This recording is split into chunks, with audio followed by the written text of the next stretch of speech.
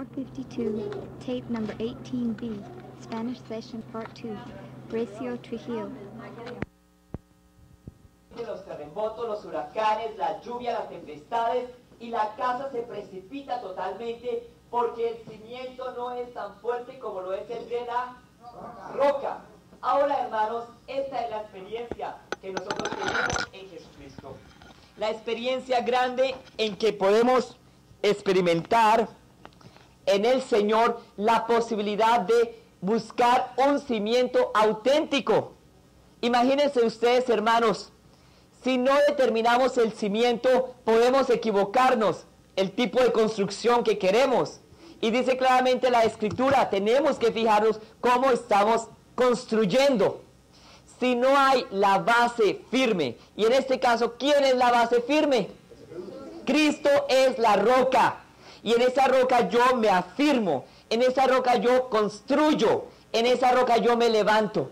Nada sacaríamos, hermanos, si levantáramos bellas paredes y colocáramos un techo muy lindo, si el cimiento fuera de arena. ¿Y cuántos de nosotros que estamos aquí empezamos a veces a crecer y a edificar sobre nuestro propio cimiento, sobre nuestra propia base? Y muchas veces creemos que estamos edificando sobre Jesús, y mentiras. Empezamos a edificar sobre nuestro propio orgullo, empezamos a edificar sobre nuestro propio rencor, sobre nuestro propio egoísmo, sobre nuestro propio desamor, sobre nuestra propia injusticia. ¿Y qué pasa cuando edificamos sobre esas obras de la carne? ¿Qué acontece? Todo se precipita, todo se cae. Pero Cristo tiene que ser primeramente el fundamento y la roca de nuestro crecimiento, de nuestro edificio. Dice claramente que si los albañiles que construyen, pues la casa se caería si no están dados cuenta que están fundamentados en la roca. En vano construyen esos albañiles. A veces nos ha pasado eso, hermanos. Creemos haber construido sobre roca, y mentiras, que hemos construido sobre arena. ¿Por qué a veces nosotros experimentamos tanta sequedad espiritual? Tanto frío espiritual. ¿Por qué no hay la continuidad de nuestra vida cristiana? Porque por un momento sentimos felices, o como dicen, sentimos bonito, y después se nos va eso, porque hemos construido sobre arena. Y cuando hay esa arena como cimiento o como base, todo se cae, todo se precipita. Hermanos, es necesario construir sobre la roca. Y dice la Escritura que la piedra que desecharon los arquitectos vino a constituirse en la roca angular, en la piedra angular. Si tú y yo no construimos sobre Cristo, en vano estamos edificando lo que crean ustedes. En vano. Pueden hacer una pirámide preciosa, pero si la roca o el fundamento no es Cristo, podrá hacer cualquier otra cosa, pero se derrumba, se cae inmediatamente. Ese es el primer elemento que yo quiero que ustedes tengan en cuenta. Saber sobre qué estamos edificando. De ahí vienen los problemas del crecimiento, ya verán más adelante. Segundo, tenemos que darnos cuenta sobre qué o sobre quién estamos plantando. Y ya voy a explicarles eso.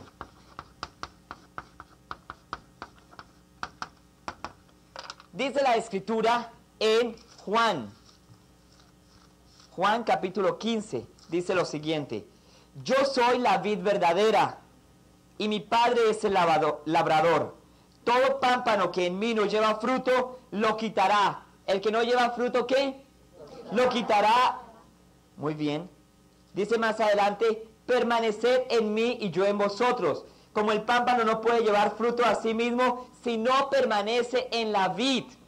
Si tu vida y mi vida no está plantada en el árbol de la vida, es decir, no estamos plantados en el árbol de la vida. ¿Quién es el árbol de la vida? No podríamos llevar fruto.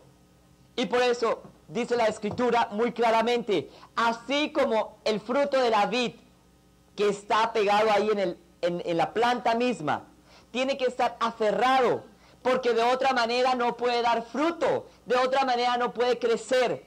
Así, de igual manera, tu vida y mi vida, si no están plantadas en Jesucristo, que es el árbol de la vida, no podemos dar fruto, no podemos crecer, no podemos madurar, no podemos desarrollarnos sanamente en un crecimiento normal en que Cristo nos está invitando a vivir. Ustedes saben muy bien, hermanos, a través del árbol que corre. Muy bien, una sustancia que se llama la savia. Esa sustancia es la que viniendo desde la raíz empieza a extenderse por todas las demás partes del árbol. Empieza a alimentarlo, empieza a darle vida. Tú y yo no podemos crecer si no estamos plantados en Jesucristo. Si no estamos injertados. ¿Entienden el término injertarse? Los injertos, ¿no? Tienen un árbol y de pronto tienen para colocarle otro. ¿Qué hace? Le amarra esa rama al tronco o a la parte del árbol. Está injertado, está plantado en el árbol. Tú y yo tenemos que estar plantados en Jesucristo para que a través de estar plantados en el Señor, la savia, el poder de Dios, la vida de Dios empiece a regarse en todo nuestro ser. Entonces, dos elementos antes de empezar el crecimiento, sin los cuales no podemos marchar y caminar hacia adelante. ¿Cuáles son? ¿Quién es la base que sea quién? ¿O la roca que sea quién? Y estar plantados en el árbol de la vida que es quién? Jesucristo. Ahora, hermanos, una vez que hemos sido conscientes, hasta este momento, ¿están entendiendo? Estamos conscientes de estos dos elementos. No podemos establecer un crecimiento, no podemos establecer una construcción, un edificio en la vida espiritual si nos falta la roca que es quién. Y si no estamos plantados en el árbol de la vida que es quién, Cristo. Ahora, hermanos, así como cuando tú colocas una planta, si no le das agua, si no tiene luz, si no tiene abonos que le rodean, si no tiene cuidados, la planta puede ¿qué? Morirse. En la vida cristiana sucede lo mismo. Si nosotros no nos dejamos llenar de ciertos canales de gracia a través de los cuales se transmite la vida de Dios, de igual manera nos morimos, nos secamos. Hermanos, tenemos que experimentar los canales de la gracia para crecer en Jesucristo. Y ahora vamos a ver cuáles son esos canales por medio de los cuales viene la bendición de Dios a nuestras vidas. Porque en términos generales, hermanos, ¿qué es crecer? Crecer es dejar que la vida de Dios fluya en nuestro propio ser. ¿Qué dijimos? Crecer es dejar que la vida de Dios fluya en nosotros como un torrente inagotable. Crecer en Jesucristo es dejarnos absorber totalmente por la vida de Cristo. Así como cuando tienes una esponja y la sumerges en el agua, ¿qué le acontece? La esponja se absorbe totalmente ¿el qué? El agua. De igual manera, tú y yo tenemos que dejarnos absorber por la vida de Cristo para poder crecer. Ahora, necesitamos, así como la planta necesita del agua, de la luz, de los cuidados, necesitamos también de los canales de gracia para crecer. Y vamos a ver cuáles son esos canales de gracia. Canales de gracia. Los vamos a descubrir a través de la Escritura. Vamos a leer en Hechos de los Apóstoles, en el capítulo 2, en el verso 42. Hechos de los Apóstoles, capítulo ¿qué? Verso 42. Hechos de los Apóstoles. Dice allí un verso muy sencillo, pero es el versículo que nos va a descubrir cuáles son esos canales de gracia. Dice allí: y perseveraban en la doctrina de los apóstoles. ¿Perseveraban en qué? En la comunión unos con otros. ¿En qué? En el partimiento del pan. Y finalmente dice, en la oración. Si nos damos cuenta, nosotros tenemos una primitiva iglesia maravillosa. Una vez que Jesús asciende al cielo, reciben el poder de Pentecostés, el Espíritu Santo. Pero estos discípulos, estos apóstoles, fuera de tener el poder grande del Espíritu Santo, necesitaban ciertas fuentes de gracia por medio de las cuales mantenerse firmes en el llamado que Dios les había hecho. Y eso es lo importante ahora que estamos para descubrir. ¿Cuáles son esos canales de gracia que mantenían a los discípulos de la primitiva iglesia siempre con un testimonio fresco, con un testimonio vivo para todos los hermanos a los cuales ellos evangelizaban? Pues dice la Escritura que el primer elemento era que perseveraban en la doctrina de los apóstoles. Una vez más, ¿perseveraban en qué? Perseverar en la doctrina de los apóstoles es nada menos ni nada más que perseverar en la palabra de Dios. La palabra de Dios es el primer canal de gracia a través del cual empezamos a recibir, como así la planta recibe el agua y la luz y puede crecer. Este es el primer canal de gracia, a través del cual se transmite la presencia de Cristo. Cuando yo hablo de esos canales de gracia, no estoy hablando simplemente de cosas. La palabra del Señor es un libro, pero ¿quién se transmite a través de esa palabra? Cristo. Tú estableces un encuentro personal con el Señor a través de la Escritura. Y hermanos, ¿por qué es tan importante la Escritura? Decía San Jerónimo, ignorar la Escritura es ignorar a Jesucristo. ¿Cómo decía? ¿Cuántos de los que estamos aquí muchas veces tenemos la palabra del Señor como una decoración más en nuestras casas? Es más, muchas veces, aunque vamos con ella debajo del brazo, sin embargo, no nos alimentamos del mensaje del Señor. Ignorar la Escritura es desconocer a Jesucristo. Pero por el contrario, si conocemos la Escritura, ¿qué pasa? ¿Qué pasa? Conoceremos a Jesucristo. Esta palabra no presenta simplemente más que unas letras. Contiene el mensaje de vida de la persona de Jesucristo. Tantos cristianos que van por la calle sin la palabra del Señor. ¿Saben qué, hermanos? Cuando vamos por la calle es como cuando alguien va sin vestidos. Cuando vamos por la calle sin la palabra del Señor es como ir desnudos. Porque la palabra del Señor, dice la Escritura, viene a ser para nosotros parte de nuestra vestidura. Dice Pablo ahí en los Efesios, la armadura del cristiano. Uno de esos elementos es la palabra de Dios. Nosotros no podemos ir por las calles como cristianos desnudos, faltándonos la palabra del Señor. La Biblia, la palabra del Señor, nos enriquece porque nos transforma, nos cambia, nos da la presencia viva y real de Jesucristo. ¿Cuántos de los que estamos aquí nos preguntamos qué es lo que el Señor quiere de nosotros? ¿A qué el Señor nos ha llamado? Vamos a la Escritura y leamos en abundancia y vamos a descubrir allí nuestro llamamiento, nuestra vocación. ¿Por qué fuimos llamados? ¿Por qué fuimos creados? ¿Por qué estamos hoy aquí? La palabra del Señor nos revela siempre ese mensaje. ¿Y saben por qué, hermanos?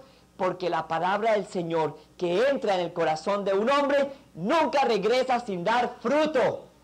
Toda la palabra del Señor que toca el corazón nuestro siempre es para producir fruto y vida abundante. Miren lo que dice la Escritura en Isaías capítulo 55.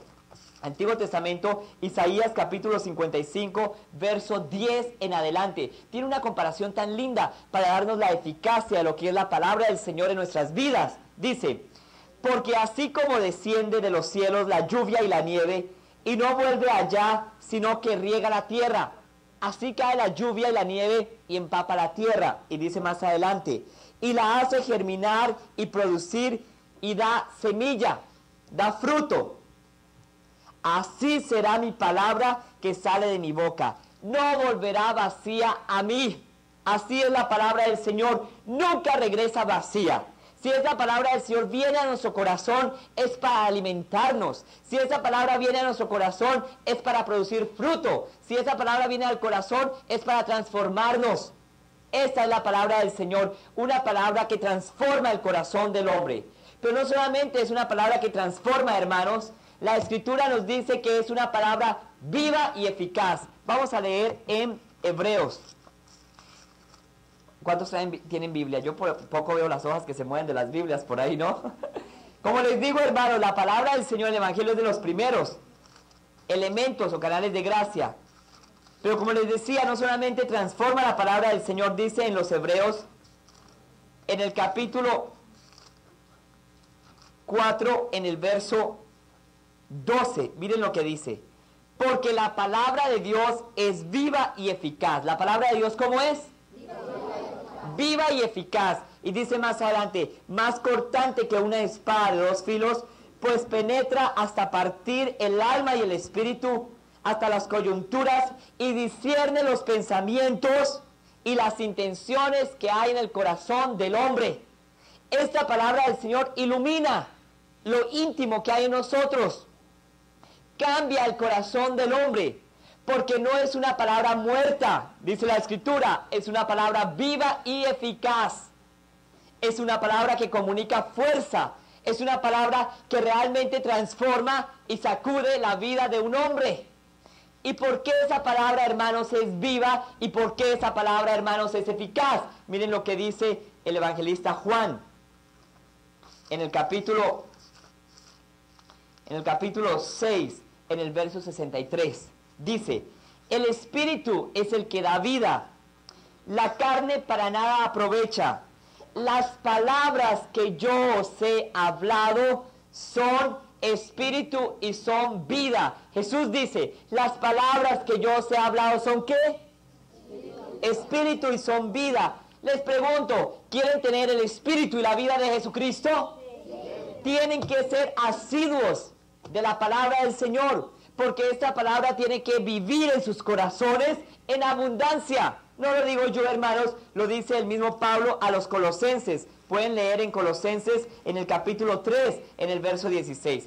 Yo veo que algunos no están tomando, si quieren tomar referencias de las citas, es muy importante que después las pueden compartir y complementar más el mensaje. Dice, Colosenses capítulo 3, verso 16. La palabra de Cristo more en abundancia en vosotros, enseñándoos y exhortándoos. La palabra de Cristo debe morar abundantemente en nuestras vidas. Ella nos instruye, ella nos corrige, ella nos levanta a veces en lo más profundo que estamos, en tristeza, en dolor. La palabra nos levanta el espíritu. ¿O acaso no han experimentado ustedes cuando leen la Escritura que su espíritu se inflama otra vez de amor y de pasión por Jesucristo? Otra vez como que volvemos a nuestro primer amor, si es que lo hemos abandonado. Es a través de la Escritura. Es que no es una Escritura escrita en letra muerta. Es viva y eficaz porque contiene vida y espíritu de Cristo. Por eso los discípulos siempre decían, ¿a dónde iremos? Solo tú tienes palabras de vida eterna. ¿A quién iremos? A Cristo, porque Él tiene palabras de vida eterna. Hermanos, démonos cuenta. La iglesia perseveraba en abundancia en la doctrina de los apóstoles, perseveraban en la palabra, porque sabían que sin la palabra un cristiano no existe, porque sabían que sin el evangelio de Jesucristo es imposible sobrevivir. ¿Qué hacía Jeremías, por ejemplo, con este mensaje? Miren lo que pasaba tan lindo, lo que significaba para él la palabra. Pueden leer en Jeremías en el capítulo 15, en el Antiguo Testamento. Jeremías en el capítulo 15, en el verso 16. Mire lo que dice el profeta. Tus palabras fueron halladas y yo las comí. ¿Qué dice? Claro, él lo dice como si fuera, es un símbolo, no, yo las comí. ¿Qué nos invita el Señor? A digerir el mensaje, más exactamente a alimentarnos. Porque yo no puedo crecer si no me alimento con la palabra del Señor. Por eso dice el profeta, yo comí tus palabras. ¿Y saben qué pasó, hermanos? Mire la consecuencia. Y tu palabra me fue por gozo y alegría de mi corazón. Comamos la palabra del Señor y esa palabra se convierte en nosotros en gozo y alegría del corazón.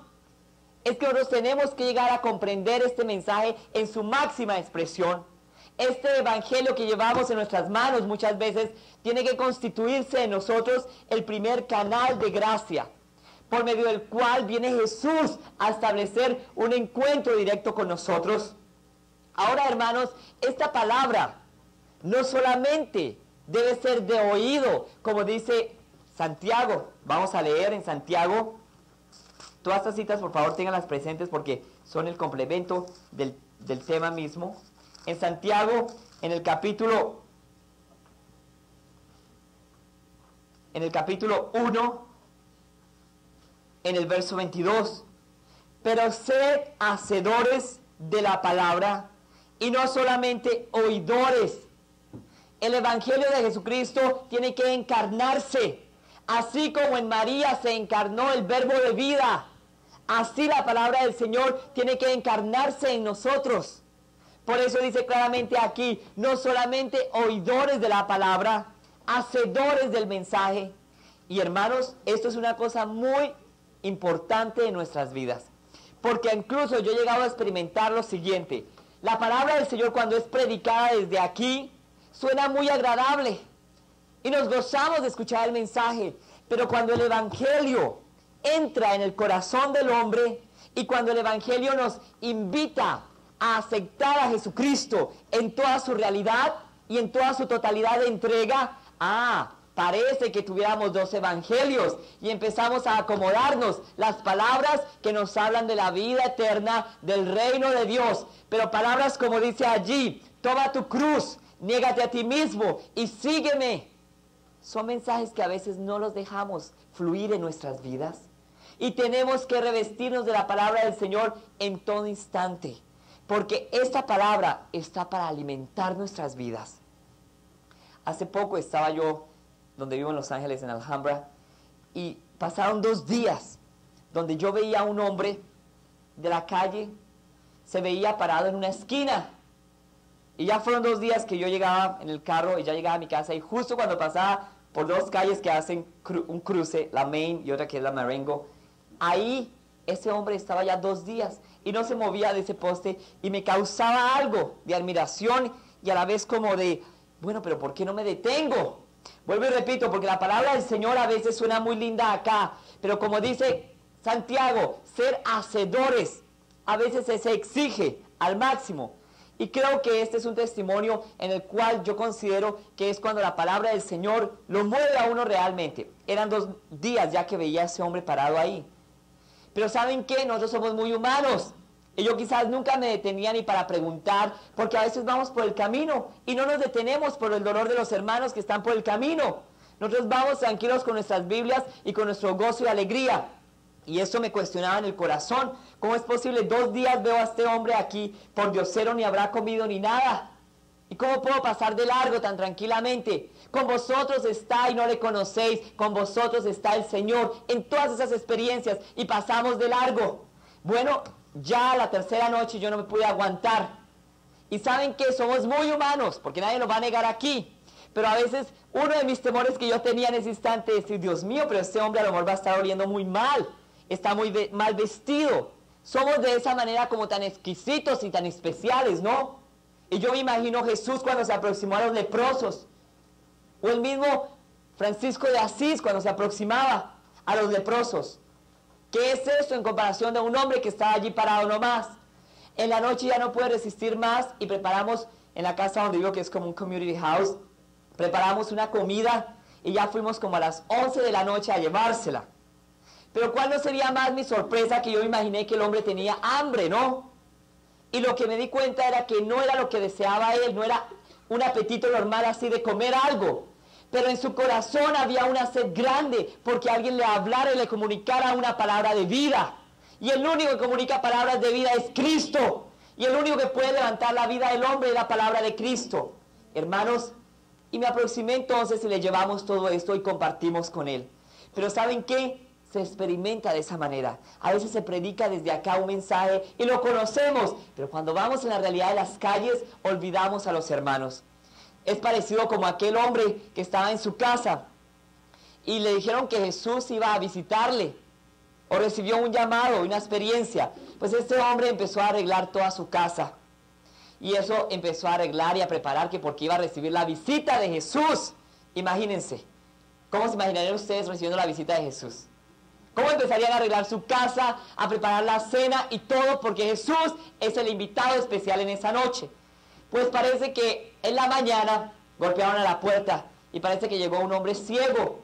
Y entonces la niña abrió y vino al papá y le dijo, papá, parece que hay un hombre ciego. No tengo tiempo para atenderlo, por favor. No sabe ese señor que va a venir a visitarme, Jesús. Yo estoy muy ocupado, estoy arreglando la casa, estoy consiguiendo las cosas para la cena, todo. Corrió, no puedo servirte, cerró la puerta. Ya eran como las 3 de la tarde, apareció también como un cojo, un hombre, ¿no es cierto? Se aproximó y también golpeaba desesperadamente. Y la misma noticia, dile por favor que yo no tengo tiempo para ti porque acaba de recibir un comunicado que Jesús va a visitarme y yo tengo que cuidar de él, esta casa tiene que lucir y brillar totalmente. Y ya eran como las 6 de la tarde, golpea nuevamente, aparece una mujer quizás viuda y también con muchas necesidades, también se le cierra la puerta y se le da el mismo mensaje. Bueno, este hombre ya llegó a las 8 de la noche, las 9 de la noche, las 10, las 11. Finalmente se cuestiona y dice, Dios mío, pero Jesús, no me dijiste que hoy ibas a visitarme, estoy esperando aquí todavía tu visita. Y solamente se escucha una voz en lo profundo de su corazón. Y en la mañana, en ese ciego, y en la mañana, en ese pordiosero, en esa mujer, ahí estaba yo. Y estaba para visitarte. Y vivimos distraídos totalmente en el mundo y no nos damos cuenta los rostros de Cristo en el mundo. Y esos rostros vienen comunicándonos cada vez más la necesidad que tenemos de alimentarnos de esta palabra y darnos cuenta que el mensaje de Jesucristo no es una letra muerta y escrita, pero es un mensaje que salta para la vida eterna. Y por eso, hermanos, es la exigencia.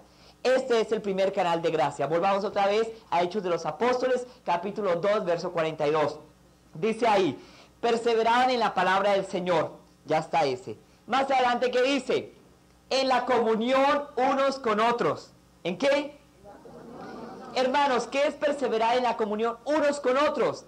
Es actualizar el amor fraterno. Y ustedes me preguntarán, ¿pero es necesario también el amor para que yo crezca como familia en Jesucristo? El amor es vital. Vital, es un elemento sin el cual yo no puedo decir que estoy creciendo en Jesucristo. Es como cuando hay ciertas vitaminas que el organismo necesita. Y si le falta una de esas, empieza la persona a perder peso, a desnutrirse, a enfermarse. Tu vida cristiana pierde valor, fuerza. Nos volvemos flacos en el Señor si perdemos el canal maravilloso de gracia que es el amor fraterno. Como punto B, amor fraterno. Y esta era una experiencia también la cual vivían continuamente los discípulos. Porque esos discípulos de Jesús, ¿saben qué? Daban un testimonio tan vivo y tan real que contagiaban a todos los demás. Ya la Escritura lo dice claramente en los Hechos de los Apóstoles. Mirad cómo se aman. ¿Cómo les decían? Mirad cómo se aman. Les hablaban de esa manera porque en ellos el amor no era una palabra, era una realidad que se vivía, que se sentía. Hermanos, ¿cuál es ese amor que el Señor quiere encarnar en nosotros? ¿Cuál es ese amor que puede darnos crecimiento? ¿Cuál es ese amor que puede construir en nosotros una vida abundante? El amor de Cristo, un amor decidido en la entrega. Cuando Jesús fue a la cruz, hermanos, no dijo, esta pierna la entrego por todo el género humano. No dijo solamente mi cabeza voy a entregar por el género humano. Él entregó todo su ser en totalidad. Y esa es la exigencia a la cual nosotros estamos siendo llamados. A vivir la exigencia del amor en su máxima expresión. Y vamos a leer qué encontramos sobre el amor en Corintios, por favor todos, en Corintios capítulo 13, en Corintios capítulo 13, dice lo siguiente, dice, si nosotros aquí, hermanos, nos pusiéramos a hablar en lenguas para glorificar el nombre del Señor, está bien, no estoy diciendo que no. Si nosotros aquí entregáramos hasta nuestro propio cuerpo para ser quemado, para ser sacrificado, no digo que está mal. Si nosotros aquí hiciéramos cantidad de obras por nuestros hermanos, no está tan mal. Pero si nosotros aquí careciéramos, como dice ahí, y no tuviéramos amor, somos comparados como con una campana que suena y no más. Hace un ruido y no más. Tú y yo tenemos que comprometernos en la exigencia del amor. Tú y yo tenemos que entender qué es morir por el otro, qué es sentir con el otro. Yo recuerdo todavía algunos hermanos que se enojaban tanto que muchas veces se encontraban en el camino, y si venían por la misma acera o banqueta, dicen por aquí, ¿no? ¿Banqueta dicen? En la acera, ¿no? Venía caminando así y ya inmediatamente se pasaba al otro lado, porque no quería enfrentar esa realidad, porque sabía que el amor le iba a exigir. Este es el fin de este lado del casete, por favor dejarlo.